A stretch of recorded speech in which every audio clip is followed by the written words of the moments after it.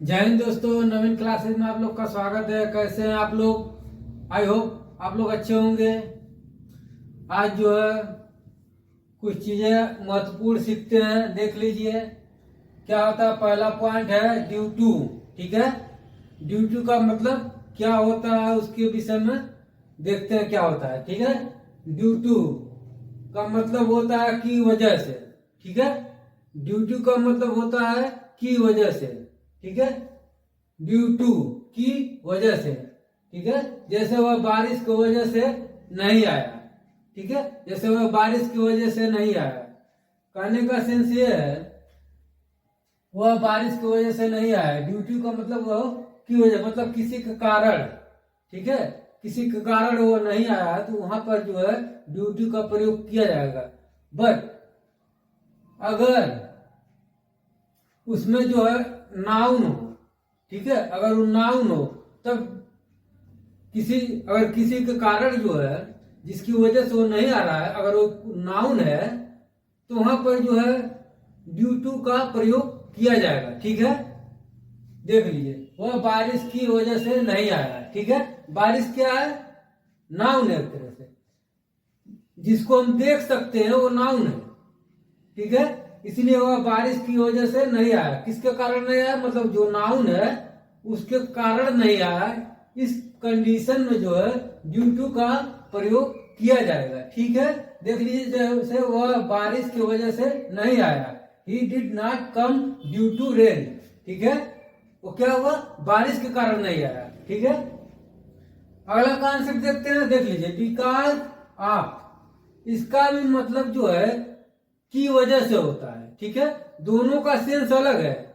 ठीक है, due to का भी मतलब होता है की वजह से, बिकॉज आपकी मतलब होता है की वजह से, मगर दोनों का मतलब एक है, मगर जो है अंतर है थोड़ा।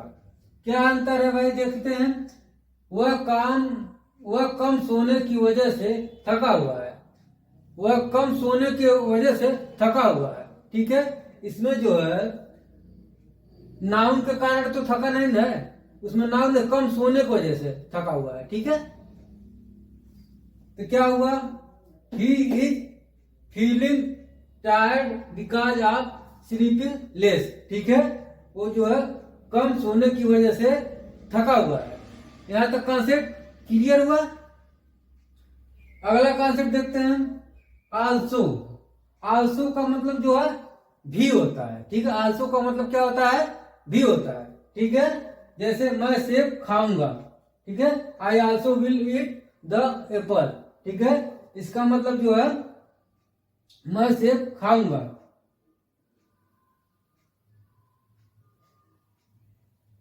ठीक है, यहां देख लीजिए आल्सो का प्रयोग हुआ है। ठीक है, I also will eat the Apple. ठीक है, यहां तक कॉन्सेप्ट क्लियर हुआ।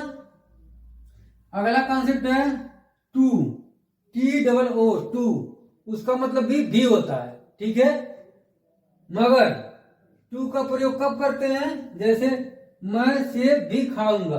ठीक है, मैं सेब भी खाऊंगा, मतलब और भी कुछ खाने के बाद वो सेब भी खाएगा, ना कि केवल सेब खाएगा। इसमें क्या दिखा रहा था? मैं सेब खाऊंगा, मतलब पर्टिकुलर एक सब्जेक्ट के लिए, जैसे एक चीज के लिए इसमें कहा गया है, सेब के लिए कहा गया मैं सेब खाऊंगा, तो इसलिए आल्सो लग गया। इसमें होगा मैं सेब भी खाऊंगा।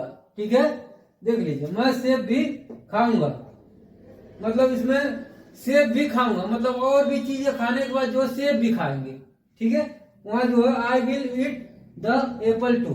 ठीक है, यहाँ पर लास्ट में टू का प्रयोग कर दिए हैं। ठीक है, कहने का मतलब ये है, कहने का सेंस ये है, जब सब्जेक्ट को लेकर जो है भी का प्रयोग करते हैं, सब्जेक्ट के लिए भी का प्रयोग करते हैं, तब जो है आल्सो का प्रयोग करते हैं।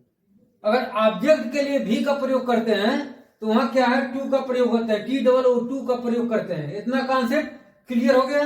देख लीजिए, मैं सेब खाऊंगा, मैं सेब खाऊंगा क्या हुआ? ये सब्जेक्ट के लिए जो है कार्य हो रहा है। सेब खाना क्या? मैं सेब खाऊंगा, पर्टिकुलर जो है सेब के लिए बात हो रही है, तो मैं सेब खाऊंगा जो है, ये सब्जेक्ट के लिए बात हो रहा है, सब्जेक्ट के भी के लिए बात हो रहा है, इसलिए जो है आल्सो का प्रयोग होगा।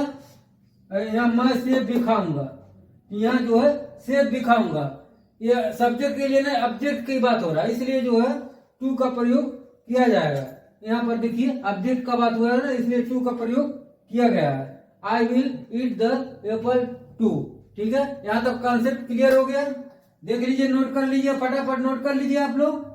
आज जो लोग नए लोग जुड़ते हैं, चैनल को सब्सक्राइब कर दें और जो बेल आइकन को दबा दें और दोस्तों में वीडियो को शेयर करें। ठीक है, आज के लिए बस इतना ही, अगले क्लास में मिलते हैं।